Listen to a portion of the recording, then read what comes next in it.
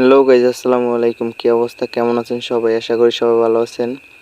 আর যে সময় পল্লী বিদ্যুতের অফিসে কাজ কাম করতাম না, ওই সময় মনে করতাম যে ওরা নিজেরাই বিদ্যুৎ বন্ধ করে দেয় আর এত করে, ঝামেলা করে, বিদ্যুৎ বন্ধ করে দেয়। অনেক গালাগালি করছি, সত্যি কথা যেটা।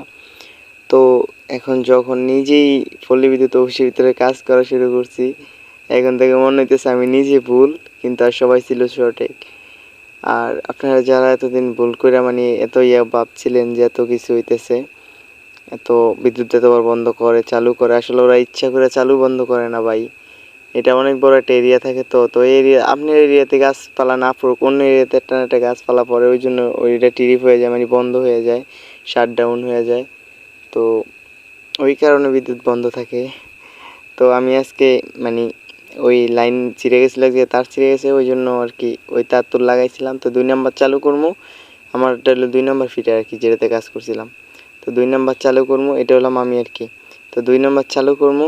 তো অফিসে আইলাম, অফিসে আওয়ার পরে দেখি কইতেছে যে কুঞ্জুরাটের লোক, আমাদের জায়গায় কুঞ্জুরাট আছে, তজুমুদ্দিন কুঞ্জুরাট, বরণউদ্দিন কুঞ্জুরাট, আর আমাদের এটা হচ্ছে তজুমুদ্দির ভিতরে আর কি। তো আমাদের এই জায়গা থেকে কুঞ্জুরাট পর্যন্ত আমাদের তজুমুদ্দির চাপ স্টেশন দিয়ে চালায় আর কি। তো আওয়ার পরে আর কি ইতিহাস পুরাটাই। তো আওয়ানোর পরে মনে করেন যে এই সব কিছু করলাম আর